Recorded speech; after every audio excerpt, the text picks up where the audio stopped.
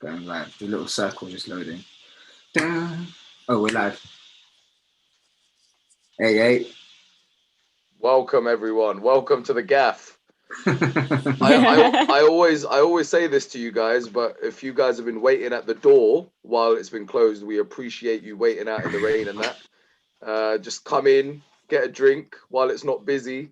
Just put your coat in the cloakroom. All the things that you can do when you get to a club early. Just go and do that, and then link us because we're here for you. Precisely that. I think we are gonna wait a second. Oops, yeah. We're definitely live now. Yeah. Okay, cool. I've just set it all up. We have people in the chat. We are good to go. My light is set. My eyebrows have been plucked. And yeah, man, I am good to go, man. Daniel, should we kick this off? Fantastic. Let's do this, my brother. Welcome, everyone. Welcome back to another session of Creative Talks with us, the South Asian creatives. I know we've been away for a while. Obviously, we started with a bang and we created a really cool community, having some dope conversation with some great people. But with lockdown, with a few other things that were coming on, we just went away to the mountains just to kind of recharge. And then we had a concept where we wanted to get back into it again, but then this tier business kind of put that on hold. So then while we put that on hold, we didn't want to put any more stuff on hold for South Asian Creative. So we're back again. Of course, myself, Daniel Khan, and of course, my partner in crime, Moeed Majid. How are you, my brother? I'm very well, thank you, man. Quick shout out to the people in the chat, Mustafa, Michael, Zahra, Angela. How you doing? Keep shooting. Come on, G. You know the budget's gone up now. Now we've got sound effects for like every time you shout someone out, we're just like, come on, G. Love that. So that's a surprise, yeah. I like that. Yeah. Only the best. There's a bit of backstory to that. Then I said he's got a surprise for me, and I was like, don't show me until you're actually gonna do it. So that was worth the wait, bro. That was worth the wait. But I'm very well, thank you, bro. Things are going well, man. I've got my own little personal website I finally made now, so it's like a place where, I think they're super important because there's always been, obviously I do podcast producing, I do radio hosting, TV hosting, and I have work in so many different places. But when you apply to these like institutions, they want everything, like they want to see all your work. And if everything is everywhere, it's so difficult to kind of collate it and send it to them. So I made the website, everything is in one space now, and it looks kind of cool, www.moeedmajid.com. I even made my own personal website, talktome@moeedmajid.com. So I mean my email address, sorry. So yeah, man, I think I suppose it's just leveling up and making things a bit more professional, really focusing on that, but also taking some time to myself, man. This whole year has been atrocious when it comes to like mental health and mainly mental health, to be honest, man. I'm sure we've all been through it. I'm sure everyone in the chat's been through it as well. So like for me personally, like I'm an extrovert, man. I do not like being indoors. I only come indoors when I have to, and that was like sleep and when my mum makes like good food. Otherwise I'm always outside, you know what I'm saying, bro? I don't come home. So like completely switching that and, leaving, I was working at home with Vice from March, which was dead. And then, not being able to see anyone and then having to quarantine for 10 weeks because I'm high risk and all that nonsense was just jarring.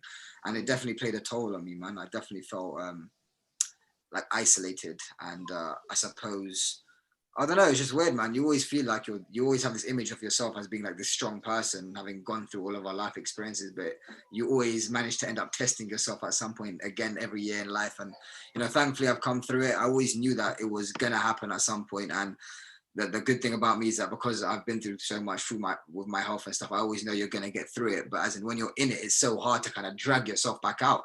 Absolutely. So, yeah, man, we're here now. We're good. I really wanted to get South Asian creatives going again. So I'm very happy that we have. I'm very honored that we've got Maryum here with us today to share her story because she's done a bunch of cool stuff. And yeah, I'm super excited to get going, bro. Yeah, super excited. Of course. So obviously you mentioned it. Without further ado, I want to introduce you guys to our first guest of this new kickoff. We wanted to find someone that not only had a really cool and inspirational outlook on life, but also translated that by doing great work and trying to showcase great platforms as a South Asian creative. So without further ado, everyone, please come together, give a big digital round of applause for Maryum Iqbal. Welcome. Hey. Come on. But, you got to do the thing, man. Yeah, come on. You got to do the for man. Oh, thank you so much, guys. That's such a great introduction. Good. Welcome. So how are you doing? How's everything going? How are you? For me, it's been quite a journey, to be honest. I mean, since March, as you all said, it's affected us in so many different ways. No one saw this coming. No one could have thought that 2020, the year that everyone thought, oh yeah, this will be our year, and then all of a sudden it just completely went upside down. It's been challenging. I think initially it was very, very challenging. The lockdown, it took a long time to get used to. But I think after that, you slowly got used to the whole process of it all. Yeah. For me, I've just tried to keep myself busy, obviously with work and everything, creatively as well. But it's like an up and down journey, really. I mean, right now, I think it's been going okay. Yeah, okay, good. And I think what I wanted to do before we get deeper into like lockdown and for what's been going on with you, I wanted to like really ask you a question, basically, simply, what for you, what is creativity? What does creativity mean to you? For me, creativity is when you kind of like, it's not only just art, but it's also when you delve deeper within yourself and you kind of bring out your emotions into it, because it's something which not only relates to you, but it relates to so many people around you. And if you can create something, whether it is to do with like writing or creating like anything really, like, even this podcast itself, that is all part of creativity, isn't it? But for me, it's like a personal journey that we all go through. And then if you can connect it with many people out there as possible, then you know that you've done one part of your job, That's a fantastic that answer. Is a key part of it as well. Yeah, that's deep, that's a fantastic answer. I think everyone watching this as well, I think you should always ask yourself, what does creativity mean to you? And when you say that you're being creative, what kind of feelings or what emotions or what vibes do you get when you're feeling creative? And I think if you can channel those emotions and channel that energy, like you said, into making something and then connecting with other people, then you're onto something pretty special. And let me give a quick shout out to more people. Got more people in the chat. Oi. We got a couple of people from Brunel Uni. I went to Brunel. P Termabath. I'm sorry, but I don't actually know what your real name is from your username, but hello. But I'm sure we know each other. And Ty, you said you're good. Welcome. I'm glad. Drop your questions. Maryum is here for a little while now. We have lots to talk about, but I'm going to delve straight into the first little bit, which is Maryum. We want to talk about you. How would you define yourself for people who don't know who you are? What you do? What do you do? Well, that's a good question. Well, to be honest, I think what I do is, I love writing. I write. I do it's not just about poetry, but it's also just writing stories in a sense. Podcasting is something which I started, I would say, last year. And I'll kind of go into that as well, why I did it, why I started it, and what it's actually about. And I think these are the main things which kind of define me. So I think a lot of it is to do with writing and podcasting, and it's something which I started doing. I mean, when it came to writing and blogging, that I started that probably like a couple of years ago. And there were many reasons why I started it. I mean, initially it was to do with kind of finding my own outlet, really, trying to find a way to express myself. And I don't really think anyone would be interested in that. I just thought, okay, let me just put a few words online and just, things that may connect with me. I didn't think anyone really want to read any of that. And that's how it basically started. So I just started doing that. And then after a while, I then started making videos. I then started just putting like small little snippets of videos online as well. And then I noticed that I was getting a few like responses, I noticed that it was connecting to people. Oh yeah, this is something I'm going through, that, whether it's something to do with mental health and anxiety and things that I was going through on a day-to-day basis. And it went from there, and then from there it kind of just, kind of grew even more. And before I knew it, I was starting to do podcasting. But when it came to podcasting itself, that was very important to me. You know, as you said, you know, we're with South Asian creative like us, you know, it's very important for us to bring our voices, get our voices heard, because it's not only for us, but it's for the rest of the people in the community, for the next generation out there. And I didn't really understand that, because I didn't have anyone, when growing up, I didn't have anyone I could look up to. You know, when you're trying to find your voice, I never had anyone to tell me, oh, you know, do you know what, this will actually be okay. You know, what you're going through is actually normal. You know, you don't have to worry about it. As a teenager, I had no one. But I think now I feel like we're getting more voices out there. And it's just such an important element to have right now for people. Absolutely. And obviously you're saying writing, poetry, podcasting. Where does this creativity stem from? Because it's interesting that you say that you didn't really have a reference point or someone to look towards that gave you that inspiration. So where did that come from? When did you realize that creativity was something that you really enjoyed? Yeah, that's a good question. I mean, it actually started off because I wouldn't have done any of that. I think it was more of a personal experience, but not just for myself.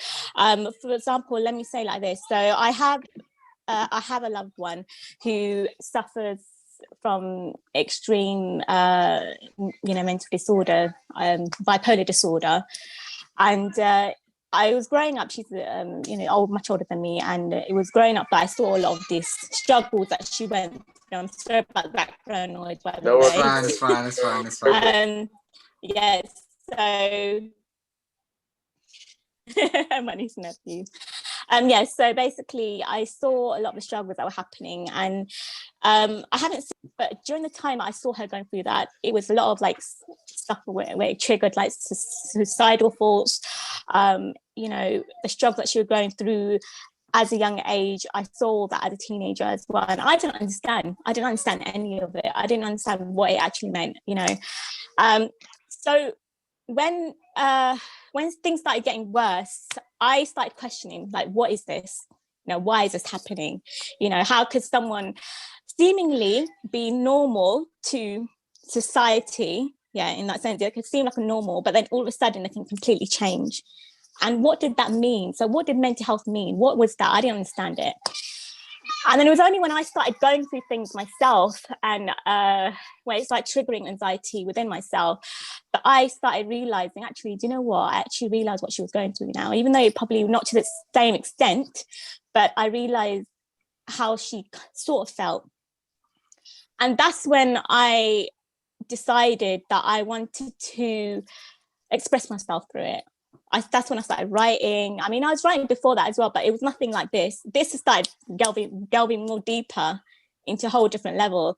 And I was first keeping it to myself, but then as online, as the whole online thing started growing with Instagram and everything, that's when I thought, okay, do you know what? Maybe I can just put it on there and just see what happens.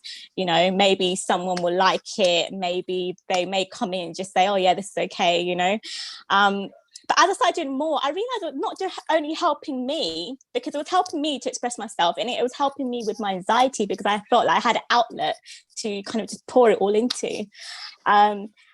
Then it was also connecting with others. And I mean, I don't really speak a lot about what my sister went through, but I have touched upon it before, but it was, a lot of it was stemming through that. So it was personal experience, really. Yeah. And I think, what we go through defines us, And I think you've touched on it. It's still so profound to me that you could go through something that is so extreme. And I think with creatives or even just people in general, I think they have a lot in common, where sometimes they go through stuff that is extremely, I want to say traumatizing, or something that has an emotional impact on you, that through that you kind of develop this direction or this energy to create something. So like whether it's the health implications that Moeed grew up with from a very young age, or yourself kind of seeing your loved one go through that, or me kind of basically unfortunately watching my dad disintegrate through a terminal illness. I think a lot of people watching this, even if they've not been something through as traumatic as that, I think they can reference their creativity or their direction in life, they can attribute it to a turning point. Was there anyone out there that told you that a good way to cope with what you were experiencing could be through writing or letting it out? Because that seems to me like a very mature decision to make, like when you were experiencing something like that. No, honestly, no, not around me. No, I would say a lot of it, what I had seen was what I saw online. You know, okay. I saw writers out there who, you know, I connected with. I mean, I am that type of person that if I see kind of quotes that relate to me, then I kind of, someone who thinks, oh, do you know what, I actually might, keep that, and that actually relates to me. And that used to happen a lot to me before. It was something I felt like I had to learn, because I didn't really see it. I mean, I knew I connected to it because I loved writing anyway. In general, I loved writing just short stories and things like that randomly. So I knew that is something which is what I loved doing. But when it came to expressing myself, around me, no, I would say it's being from a South Asian, culture. It's which I'm sure a lot of you know, it's not a normal thing to discuss. It's not something that you're going to talk about with your family. It's not something that you're really going to talk about with all your friends, only probably ones that may get it or may understand what you're going through, but not everyone will understand it. And especially growing up, I never understood it. Even when my sister was going through it, unfortunately, it's something we would never talk about. Many people didn't get what she was going through. So I don't feel like I had the support around me, but I had to find it. Because that was the surviving mechanism that we have. And, because we have the internet at our fingertips, I feel like a lot of us we're searching. We're always trying to find ways.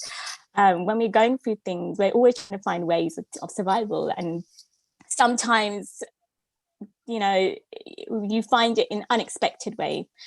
And I felt like that was the way it happened. And once it happened and it started, I realized it was actually helping me more than I knew. That's mad, because it's funny you said you were searching for stuff, because Angela in the comments has said it's awesome that there are more voices out there now to help the next generation find their tribe. And I suppose we're going to move on to like stuff you've done as well to help people search for this stuff. And I suppose this is ultimately like why we started this whole thing as well, because we were once those lost boys that were like looking for people to look up to, and all we had was like Connie Huck and then a bit of Reggie Yates because he was kind of cool. Do you know what I'm saying, bro? Everyone wanted to be Reggie. So obviously we want people, because we've managed, thankfully, to like weasel our way into like the creative industry. And, for me personally, it took me years, man. I was like working in retail for 6 years trying to do what I do, and then on the side. So, and I'm sure Daniel has the same thing, man. He's a full-time business owner, you know what I'm saying, whilst trying to like break into the creative industry. And when you have very few people to like follow their blueprint, it's not the easiest thing to do. So big up to you, and thank you for the question, Angela. But I think we're going to touch on this year now. So I mentioned this year has been like tough on everyone in multiple different ways. But for you, how has 2020 been for you? It has been, I think it's been like a relearning process. So the best way to describe it is that I went through probably like the lowest of emotions initially, as a lot of us have. Even those points on, oh my God, I can't actually cope, I'm going to be able to get through this. But then what again it made me do was, it made me search and connect with so many amazing people out there who understand what it means, understand how it feels. So it's been a learning process, but I feel like this year will be the year that no one's going to forget. Certainly personally as well, I feel like it's helped me grow, because now it's like coming to near the end of the year and I feel like, I've gone through that whole roller coaster of emotions, but I actually feel like, I actually needed that. Maybe that was something I needed. How do I know? Because maybe next year I'm going to be even more prepared for whatever is to come. That's a fantastic way of looking at it. And that's it reminds me of I listened to this podcast called the High Performance Podcast.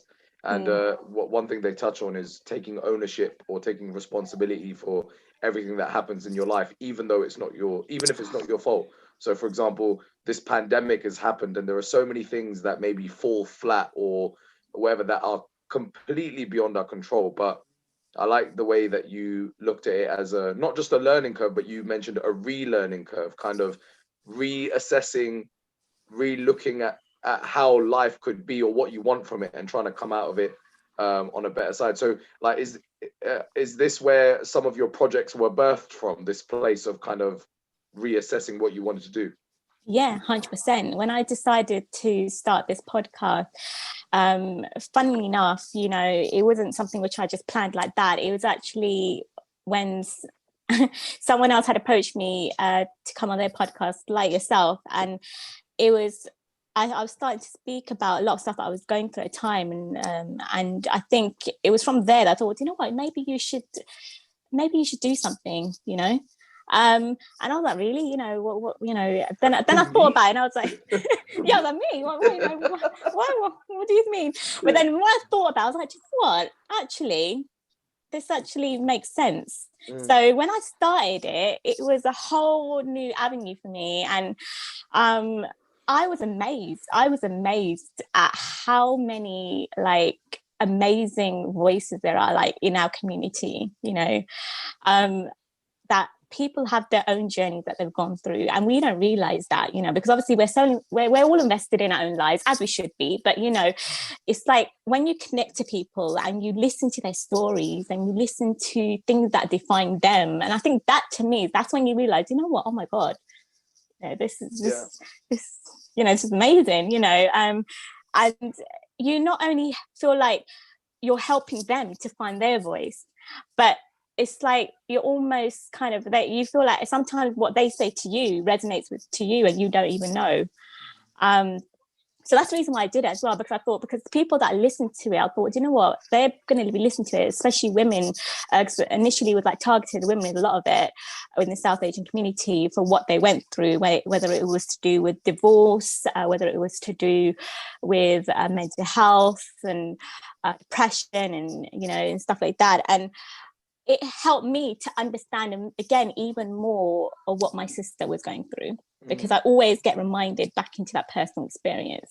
And I guess that experience puts things into perspective for you, or it gives you a bit of balance about the situation, because I guess you reflect on what you went through back then, and it kind of helps you like look at things in perspective and go, right, this is what life is, and then it's up to you to kind of make something of it, which is really, I mean, before we delve into the incredible work that you've done, because I know I was listening to one of your episodes today as well, I'd just take us back to the beginning, not even necessarily through creativity, but just take us back through your early days and your story, where you grew up, you know, just to talk to us about life in the early days. Yeah. Oh, I know. Well, I grew up South London, some typical South London.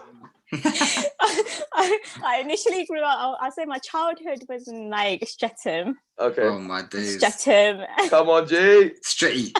And then I kind of moved on to like Thornton Heath now. Now I'm like based in Thornton Heath. Oh, love that. Well, you're out in like you. So you grew up on Morley's. Yeah.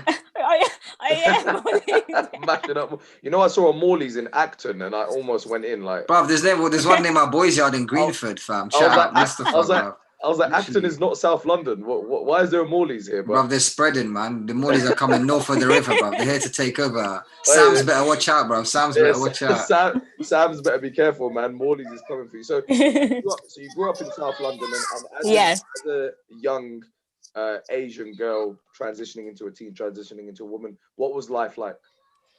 Oh, I grew up in South London, and it was very interesting because when I went to secondary school, I went to very typical, I don't know whether I should use that word, like a very typical ghetto type type of secondary school. It was very rough. Okay, probably very rough. I'm not going to mention the name of the school because I don't want to, you know. Yeah. But anyway, yeah. So I went to, that was like obviously based in South London as well. It was going into that type of school. Growing up as a teenager was quite challenging, I would say. I had a few issues in secondary school. I did go through there was a phase where I did go through bullying as well. And I think that again is something which can really change you as a person, because I think as a teenager, I was very insecure about who I was. I was trying to find my identity and trying to find like my purpose. And I feel like teenagers, like when you are a teenager, you're always trying to find out who you are. And I think when you go through things like that, it can be such a hard thing to go through, because you're transitioning from a child to an adult. So if you're going through insecurity and stuff like that, you really need ways to find that support around you. And I feel like kids today, there may be, people talk about mental health, but I feel like there needs to be more support out there, Yeah. Because I didn't have that support. When I was going through a lot of this stuff, even when it came to teachers, unfortunately, I didn't feel like I can talk to anyone about it. Thankfully, I had great family and great siblings around me who always said to me, always supported me no matter what. But I couldn't talk to anyone. I didn't know what the hell mental health was. I didn't know what the hell I was going through, so so that was a bit hard initially. But when I left secondary school and I went into college, I think things started getting a bit more better. I went to college, I started finding my voice a bit more. I think my most defining moment was when I hit 18 and I went into university. And I think that's when I started meeting different people of different cultures, and not just the South Asian culture, but various cultures. I think that's when I started really growing up. 100%. And where did you go to uni, if you don't mind me asking? I went to I stayed out in Cambridge for a year. That was an Anglo-Ruskin university. So I left home for a bit, which was an interesting phase as well. I would say it helped me kind of grow a bit, because I didn't have a lot of support out there. I mean, I did have support, but I didn't really ask anyone for too much support. I think that's when you learn responsibility, because you're paying your own bills, you're doing things on your own, and you're cooking on your own. So you don't have your mum there to cook for you. You have to do everything on your own. So that helped me grow as well. But unfortunately, I think during that time there was a lot of things that were happening at home in that period, and then I had to come back. So then I couldn't stay out there for the next 2 years. I had to come back home, and then I had to transfer to another university, Roehampton University nearby. So that again, things happen and you have to kind of adapt to whatever's going on around you. Yeah, I get you, man. So you've mentioned this whole journey from like high school to college to university, but what I was wondering is, were you creative throughout that whole journey, or was creativity something that was never on your mind, or where along that journey did it like spark for you, or was it something that happened much later in life? It sparked when I went to college, because I actually did media studies, and I think that's what triggered it for me. When I was so fascinated by the whole process of just the whole process of filmmaking, writing, everything. And I think that's what triggered it. So when I went to uni, funny enough, I did media and English at uni, and I loved it. My first year in Cambridge was probably like one of my highlights, because I had such an amazing time of creating things, whether it was like short films and this, like, and writing. It was like one of my first elements. So it was a challenge when I had to come home, and at the time, due to personal reasons, because I couldn't then separate that. So when I came home, and because there was stuff that was happening at home, I had to try to trying to find myself again, to disconnect from that, unfortunately. But whenever I was doing creative things, that's when I could seem to find my element. No matter what I was doing, what I realized, it was like what made me happy, no matter what. So when I left uni, I did do a few things. I even did acting. I did, yeah. No, we saw one of your self tapes. Sorry. Yeah, I did acting. I did. I also worked on on film sets, Bollywood sets, and production. There was at one point where I was in Birmingham for like 3 weeks on a Bollywood film. Yeah, so that was like, it was hectic, but again, I loved it because it was just like, oh my God, it was, everything was just like so fast paced, and it was just so like, there's so much going on around me, and I loved it. Again, when something happens, that in your life, that sometimes you have to kind of twist and turn and go into another direction that you don't think that you wanted to go into. And that's what happened with me. I wanted to stay on that creative element. I wanted to stay into that media element. But unfortunately, I had to then turn into another way for financial reasons. Yeah. For family.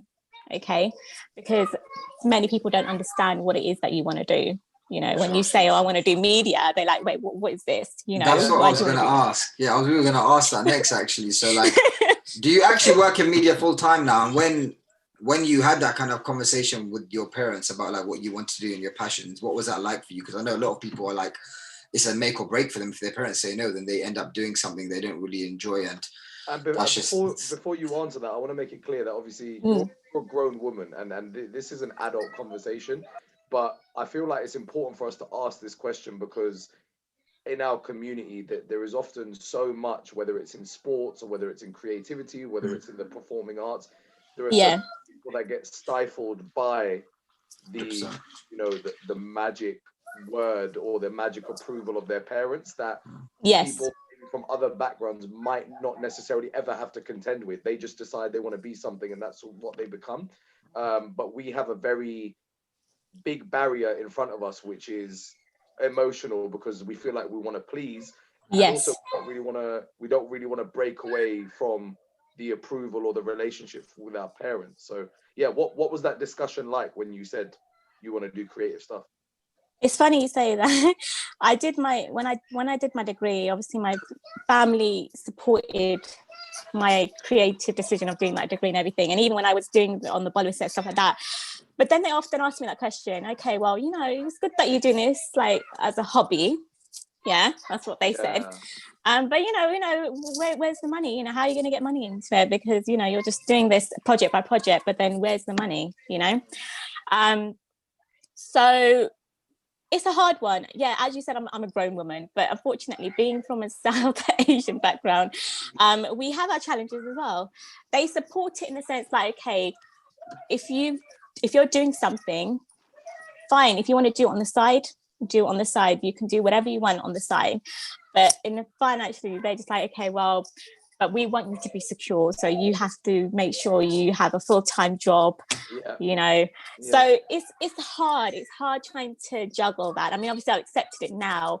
I'm not full-time in media, but the sector that I am in is, funny enough, is actually in the financial sector. So I've done well in that sector as well. I've done well. So once I secured myself over the years and I secured myself there, I was like, I can do this. I can do this on the side. And it's, there's so much in social media. We have all the platforms out there. We can create things just like that at click of finger. We have all these opportunities out there. So my family accept that. They accept that. That's what I want. I really appreciate your openness to how you make it work for yourself, because there's a saying that I've heard that be rigid in what you want in your life, but be flexible about how you want to go get there. Because I think sometimes we feel like there's this linear approach, so that when we get an obstacle like our parents' disapproval or what are people going to say or this, that, when we get that disapproval, sometimes we feel like, well, okay, we've got to now change direction. But sometimes it's just about taking a little diversion. So now that you're secure financially or you have a regular source of income, I guess now when you're being creative with a bit of freedom, because you're not relying on your creativity to make you an income just yet. So you're just exploring, the bills are paid. And I think that's a very interesting thing. And I think people toe the line between, should I quit my job and go for this full time, or should I Should I make sure my bills are paid so that this is not much of a pressure? Do you ever feel like you would like to get to a position where your creativity is the one and final kind of career that you have? Yes, because it's something which has never left me. I mean, I could have easily just been like, I mean, it could have happened. Like, I could have easily, once my financial career started, I could have been like just solely that, and that could have been it. But the thing is, that's not what I wanted, because I always, every single time I thought, okay, maybe it's not going to work, so let me just do that, I always came back to the creative side. And the more I thought about it, there's a reason why, because clearly that's something I'm passionate about. So why should I give it up if I'm passionate about it? Absolutely. And that's the advice that I would give to people that probably, maybe people that listen to this, that want to go into media, that want to do it, may be in that situation where they're not getting income from it, but that is something they're passionate about. If you have a day-to-day job, don't feel ashamed of the fact that you've got your day-to-day job, you're getting income. Fine, there's always ways to do it. There's always ways to be creative. There's so much out there now. There's more out there now than there was when I was a teenager, when I was growing up, and I was trying to find it. So I feel kids, not just kids, but I feel like, people out there now have got more avenues. Yeah. And I'm absolutely with you as well. Like, my father set up a company that I was involved in, and just trying to help my dad and support him, and kind of saying, oh, thanks for having me, so now I'm gonna back you and do a little thing with you and do some heavy lifting for you. But then that stable source of income is what allowed me to really dive into the opportunities that I got this year. So now this year I've started working with Arsenal as a presenter, and Arsenal is a football club that I've supported my entire life. And although I get paid from them, which is amazing, it's not an amount anywhere near that would sustain me or pay my bills. But because I have a source of income, I know that I can just dive into the Arsenal thing and give it my all, regardless of what the financial amount is at the end. And maybe if I was in a different position, maybe I'd be so desperate that I'd say, listen, like, I can't really afford to do this unless I get paid this or whatever like that. And then maybe the opportunity would go. So I really like how you put that. But crucially as well, no matter how much you're making money somewhere, if there's no passion in it, there's always an end point to it. And then likewise, when you've got passion in something, then there's never an end point for it. Like, no matter how old you are, no matter what you do with your life, there is always that spark there. And if you don't address that spark, I think you're doing yourself a disservice. And when I hear you talk about creative, I can see that spark in your eye, which is amazing, because I resonate with that so much. And that's why I want to touch on now the amazing stuff you do. You have a podcast called Maryum Talks on Apple and Spotify, wherever you get your podcast. Do check that out. I'll get Moe to type the info in there so you guys can see it. And I found it really interesting on one of your episodes that you kind of broke down the difference in generational experience for South Asian women. What did you learn from that conversation, and why did you think it was so important to have a conversation like that? Now, firstly, thank you so much. In terms of the generational, to me, that was important because, with the youngster today and what we have been through as well, there's a whole difference to what we went through, what we've been through, to what our parents have been through. And I feel like in order to have those discussions about, not just mental health, but about, trying to understand that, you have to bridge that gap. So when I started having that conversation, especially with the guest on there, who's actually mum, and she's amazing, and what really kind of made me feel so in awe of her was the fact that she herself was so connected with her daughters. Like she said, I treat them more like a friend, rather than they had that relationship. And I'm sure a lot of people in our South Asian community thinking, that's quite a new thing, because, we've been, especially culturally, there's that kind of barrier that we sometimes have with our parents. Of course. And, I feel like I feel like it's important to kind of address that. It's important to understand what that means, you know, because our struggles are different to what their struggles were. And we need to be honest and open with our conversations that we have with them. And that is the only way that we can help and support the next generation as well. So that's why it was important for me to address that. Awesome. Fantastic. And of course, you guys can listen to Maryum Talks on. I've sent the link on the chat now. Check it out. You keep touching about helping the next generation. Well, obviously you started this movement called South Asian Voices. You touched upon your experience of bullying in high school and what you went through with your sister and stuff. And so I was just wondering, well, we were just wondering, what was your inspiration behind starting something? Because I read that you tackle taboo subjects, which obviously within minority communities, especially the South Asian community, you know, talking about things about how we feel is, it's just weird when you're young, you know. Obviously now I'm much older, you know, we've all been through stuff in life and we're all very open. And I think, you know, being born here as well makes a big difference, you know. We have people we can speak to from different communities, but I think we're much more open and much more emotionally intelligent and understand we need to talk about how we feel.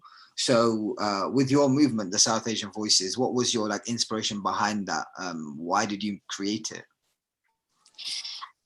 The reason why I created that was actually, interesting enough, is something what I'm working on in the future. I wanted to create short films, and this is something which I'm working on, by the way. I'm still in writing process.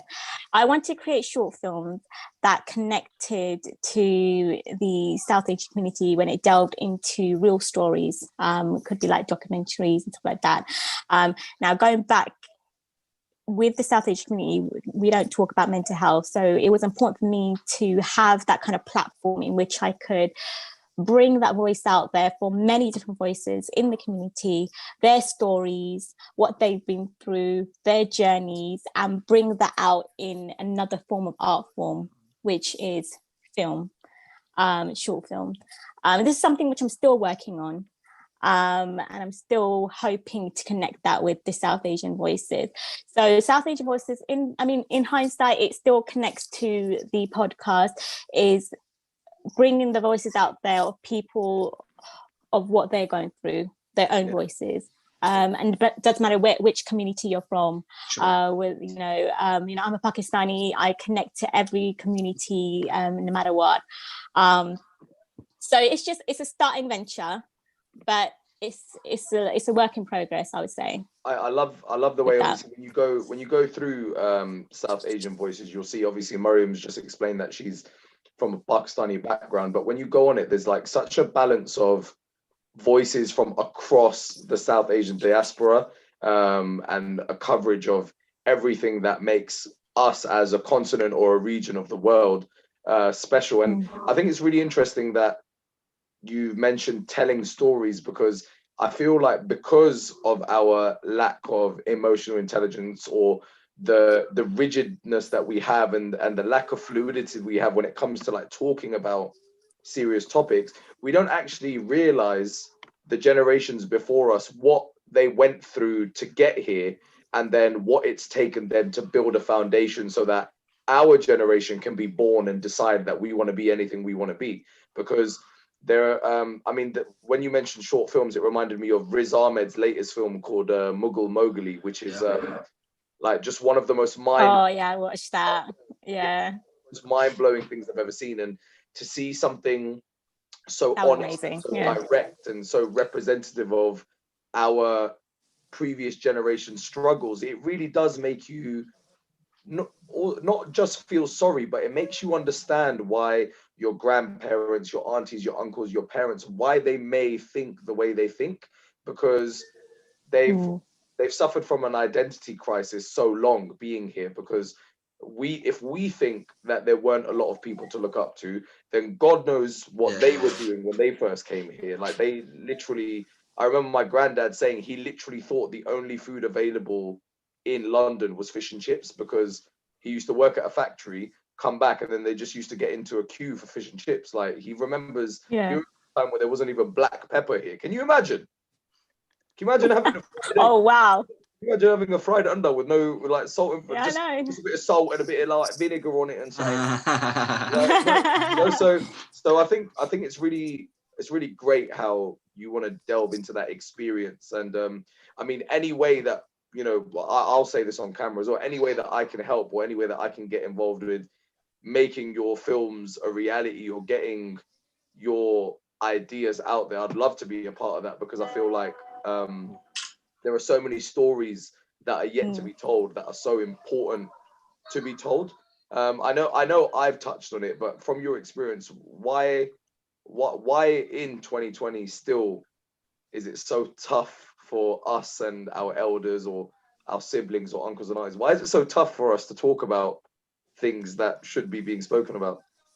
This is a thing, you know, I mean, we have, like, even though I feel like the younger generation are so open now, you know, we're way more open about it, you know, but it's tough because a lot of it is they don't understand why it is, because they've never seen it before, they've never had to address it before. It's like, if you bring it up to them now, it's like, well, you know what, why now, you know, what is this, you know, it's kind of like an embarrassment, because it's that saying, isn't it, what will people say?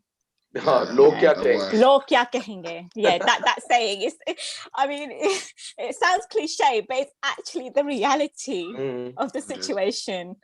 When you live it, when you live in the community, only then you understand. You know, when you say it to people outside, they're thinking, well, why is that? You know, well, you know, I can speak to my parents about this. You know, people that don't understand it, people that are not in the community, which they may make those comments.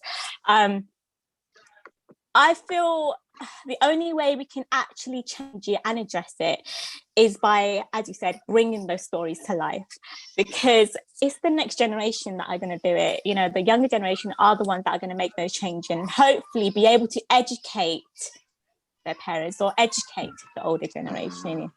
Absolutely. That's the only thing, and as us and as creatives, that's the only thing that we can hope for. It's not going to happen overnight. It's not going to be something which is going to be easy thing to fix. But if we don't try, then if we don't at least try, then what is the point? So this is my way of at least trying. 100%. Fantastic. Amazing. So, and all these projects that you've done, I know you said that you started to get the momentum when you realized that people were reaching out to you. What has the wider reception been so far? And when you've seen people respond to you on your podcast or on your Insta page and stuff like that, like, how does it make you feel? So what has the reception been, and how has that reception made you feel? The reception, I mean, a lot of it is like not just women, but also men from our community, quite a few from the Pakistani community as well, and the Indian, a lot of it, have come up to, messaged me or said to me, can I have listened to this episode, and I'm so glad you spoke about this, whether it's to do with depression, whether it's to do with marriage and stuff like that. It was like, and for me, how that made me feel was like, it made me feel good, because it made me feel like that in some way or another, no matter what we're trying to do, you're helping another person. So the fact that they can hear that, it might help them to kind of, get their voice out there and be able to express themselves, or be able to talk to their family about what they may be going through. Because a lot of people, when they're coming online and they're listening to these stories, they may have not even spoken to their family about what they may be going through. They may be going through depression, they may be going through something even worse, and they may not have anyone to talk to about it. But at least the way I feel is like, if I could at least let them know that they're not alone, and that they have someone to talk about there, then that is the most important thing for me. And in our community, everyone says to me, well, why is it that had one comment before, like, why is it only the South Asian community that you're targeting? So, my comment is, my reply to that is this, obviously I'm only going to talk about things that I've experienced and connect to. So I can only do my part for my community. I know everyone. You can only tell your story. Yeah, you can only tell your story. Exactly. Yeah. But hopefully people watch your story and then they're able to share their story for their community, you know what I'm saying? And people shouldn't expect you to take that whole burden on your shoulders as well. That's not your responsibility. You know, you have your own stuff you need to look after, your own things you're going through, you know. It's not you just got to focus on what you're doing. And I think you're in a space now where you're comfortable and you're able to do that without like adding unnecessary pressure to yourself. So kudos to you. Before we round off, because it is zoomed, it's been 51 minutes already. Thank you again for sharing everything. A little bit of a funny thing actually, because I was, you know, obviously doing a bit of background research on you. I was like, who am I actually talking to? You know, little Maryum Iqbal, and there's like 17 matches on LinkedIn for Maryum Iqbal, and I was like, oh, okay. Oh my god, you're looking However, at LinkedIn. No, I didn't look at LinkedIn. I didn't look at LinkedIn. Don't. But I did look on Vimeo, and I saw this. So you're acting. So you said you do a bit of acting. Is that still something you're into, or you're like actively pursuing? Not at the moment. So I think I put that on the kind of like a back burner. So I've kind of changed it in a way where I rather kind of create things and produce myself. Okay, cool. In that kind of avenue. But yeah, it was something which I was actively doing. I know. Yeah, because obviously you're laughing a little bit because they're on Vimeo. If you guys type in Maryum Iqbal, you see like one of her screen tests, and it was interesting. Obviously, I've had to do one or two before, but yours was just a nice, fun way to round it off. It was good. I think if an opportunity came along, is that something that you look towards and you're open to it? Are you flexible in your creativity? Are you open to opportunities like that? Because I always feel like, even though I'm not an actor, and the reason I say I'm not an actor is because I don't want to do a disservice to people that genuinely wake up and live and breathe the art and the profession of acting. But I do feel like I do keep an eye on some casting agencies and some filmmakers and stuff like that, and I do register my interest because I feel like as a creative that is a great way of expressing yourself. I think whether it's your own story, it's amazing, whether it's playing another character, I think that's something that we should all kind of be open to. And obviously before we wrap it up as well, I wanted to invite everyone that's watching on YouTube to, if you have any questions for Maryum, here's your kind of opportunity to kind of just type them out. Maud will let us know. So if you've got any questions at all, don't be shy. Or if you've got any comments that you want to share with us about what we've been chatting away. Holler at us. So Maryum, what's this is such a typical thing at the end of every what's next for Maryum. But tell us, looking forward, knowing what you know now about 2020, how is that shaping your 2021? I feel it's definitely made me more prepared, because I feel like even though it's been a tricky year for everyone, and including myself in many other ways, but because it's given me a chance to do more. Like, for example, like I've been able to write more, been able to kind of do more things that I wouldn't have been able to do before. So it's made me more prepared for 2021. So, for example, like I'm hoping now to be able to create those short films, and definitely something I will definitely discuss with you, collaborate with you guys on that as well. Come on, anytime. More things, the more voices, the better. So I feel more prepared, and I feel like more positive about what I could do with that, you know. So a lot of it is to do with the films, and just more writing in general, and obviously I'm going to be doing more podcasts as well. Cool. And how can people find your podcast? How can people find you on social media? How do they connect with you? How do they ask you questions? Let them all know. Yes, so guys, so connect with me on best way to contact me, I say, is on my Instagram, Maryum Talks. So if you do have any questions, just message me on there. And my podcast is available on all the other platforms where podcasts are. It is called Maryum Talks podcast, so you'll be able to easily find it on there as well. I've put the link in the chat already. Yeah. Samir, what's up? Samir's asking when the next talk is. In the next 2 weeks, we're looking to plan another one, but we haven't finished this one yet, so stop asking those questions.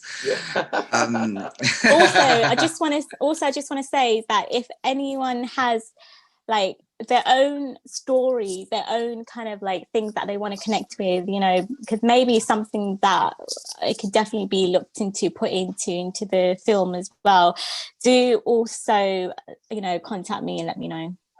Fantastic. Sure thing. You heard it here first, people. Reach out, connect. We live in the connecting internet generation. There's no excuse to not talk to people, and the worst thing that's going to happen is you might get blanked for a little bit, you know what I'm saying? But yeah, I'm sure everyone will be happy to respond, you know what I'm saying? We've got people who'd love to be on a podcast. Saeed, I see you. Just DM South Asian Creatives on Instagram, and we'd love to have a chat with you. Just give us a shout for sure. But Maryum, again, man, thank you for joining us. It's been an absolute pleasure. You have made it so easy for us because you've just done all the talking, you know, man. So no, and genuinely, it was like I always say to Moeed, like when I do this, I feel like I get so much out of it that I actually forget that there's an audience out there that we're also trying to do this for. But I loved your energy. I love your kind of profound reaction to the tough things that have gone on in your life. I like the way that when there's an obstacle, you kind of just took a diversion to get back to your passion rather than just putting 100. A full stop on it.